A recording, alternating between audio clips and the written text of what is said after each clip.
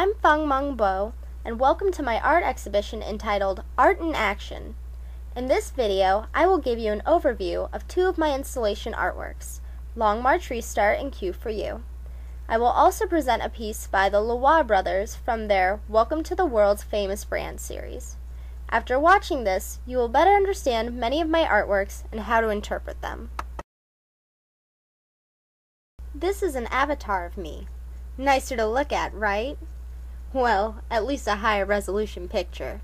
I thought he would be nice keeping with the digital theme. This avatar of me will help guide you through these different artworks in this exhibition. Are you ready? Let's begin. I'd like to start with a little bit of background information on me.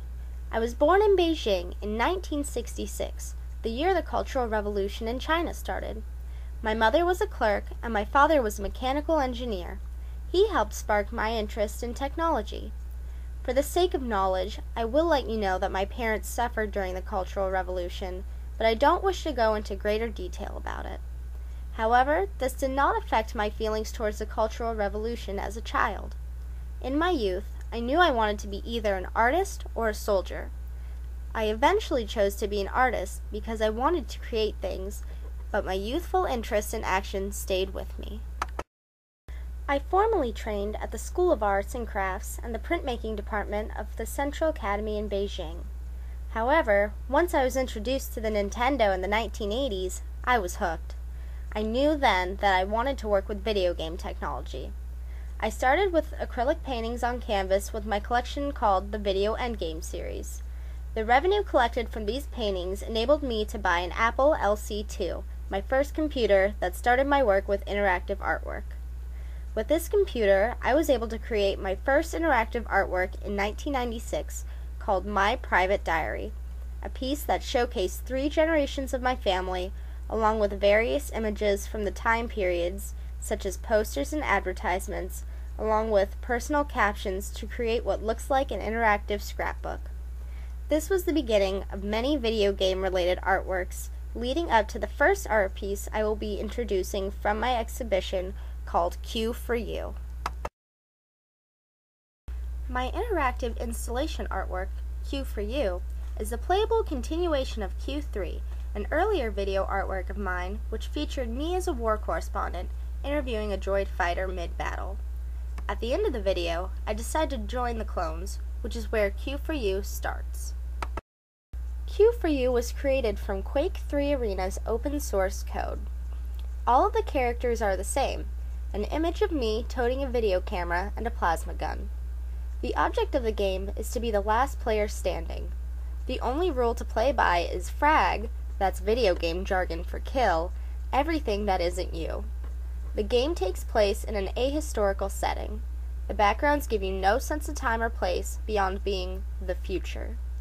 There is no hero in the game and no way to make alliances because everyone looks exactly the same. It's kill or be killed in this violent game of last player standing. This game showcases my interest in action, an interest I've had since I was young. There is mass violence in this game. It is the only form of interaction. However, I like to focus on the beauty of virtual violence as opposed to real violence. Virtual violence can be ended at any time. The main themes of this game are artist interaction with the viewer. You will actually get to play against me in this game inside the exhibit. Eastern and Western values, seen in the emphasis on violence. The media of both cultures always place a special emphasis on violence, something that is clearly done in this video game. And finally, what I like to call my apolitical political message. What I mean by this is that I do have a personal opinion on the politics of my games, but that is not for me to force on you.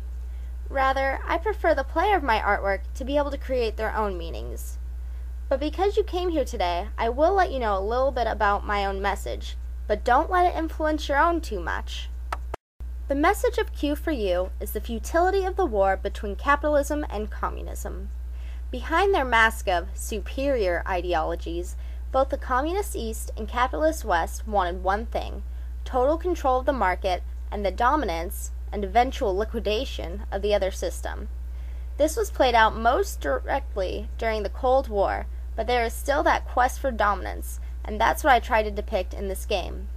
I also like to think of each player as their own nation, trying to gain hegemony over all the other players, or nations. I also want to point out one last theme of this game, and that is the creation of a world made entirely of my personal culture. This is a broad theme, but it is seen through the lack of specific place and time, the video game media I chose to create this artwork through, and the use of all-out violence, which I already explained corresponds to the fight of ideologies. These ideologies being communist propaganda and its message of superiority and spreading the communist cause versus Western capitalist commercialism and its message of superiority through material goods and spreading capitalism and democracy throughout the world. Once you finish watching this video, you're more than welcome to try to battle me at this game. Q for You will be playable on the 3 10 by 13 foot screens inside the exhibit. Now let's take a look at Long March Restart.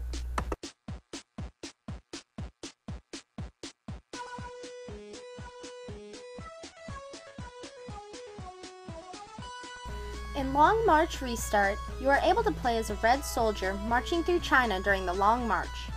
You battle with Coke can ammunition against various foes of communist ideology, such as demons, deities, soldiers, imperial tanks, and other characters related more to other games than communism, such as ghosts, robots, and aliens.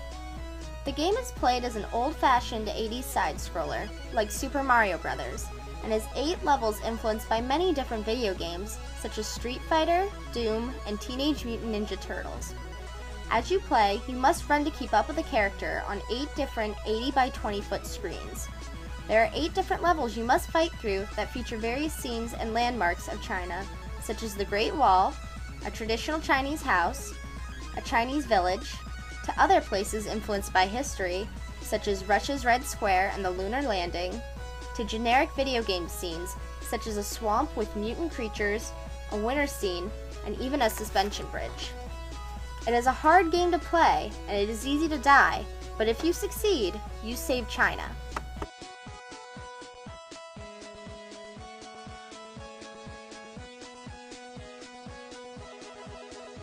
The themes of Long March Restart are the clash of Eastern and Western culture, my belief in art for everyone, and in viewer interaction with the artwork.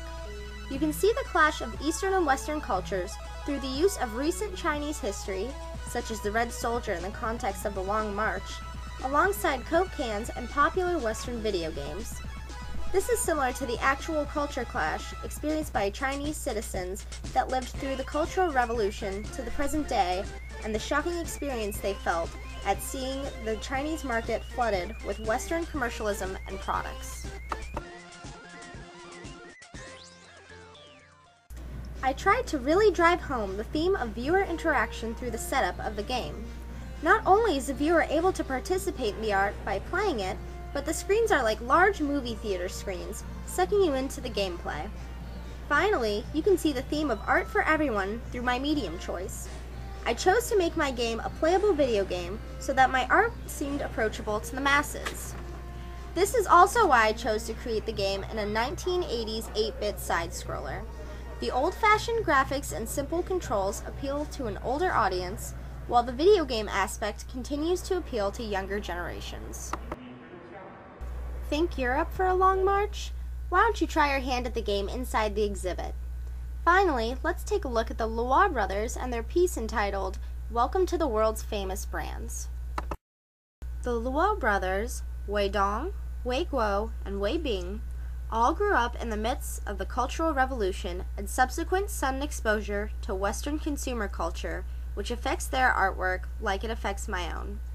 Similar to my own artwork, they take Chinese communist icons and place them alongside capitalist brands, such as Coca-Cola.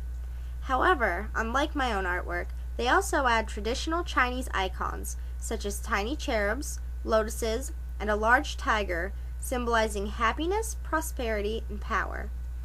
In this artwork, they layer these different images from very different points in Chinese history on a hanging scroll-like piece of panel.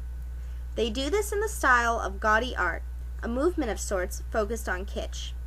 They use bright, garish colors and cute figures to appeal to a wide array of people, similar to my own work, and show the same theme, the clash of Eastern and Western cultures, through its focus on Western brands, such as the Heineken bottle and Coke cans, and Eastern icons of Tiananmen Square and traditional Chinese cherubs. What makes their artwork so interesting is that they are like layered images of China's history. Early Chinese history is seen through the format. It looks as if it were painted on a hanging scroll, and through its use of traditional Chinese icons of happiness and prosperity. Smiling cherubs, a karate fighter, lotus flowers, and a tiger are all seen on this artwork. Transitioning to communism, seen through the placement of Tiananmen Square in the background, and finally to the present flooding of Western brands in the Chinese market, with a special arrangement of Coke cans littering the foreground and a small cherub holding a Heineken bottle. Their message seems to be a warm acceptance of all China is and was. Although some critics feel the gaudy candy colors and exuberant grins on the tiny figures seem to be a caricature of China, I think it is more so a lighthearted dedication to the history and future of China. I'd like to thank you all for coming today and for viewing this video. I hope it has cleared up some of your questions about my artwork and helped you to understand the themes of my work. Please enjoy the exhibition. Thank you.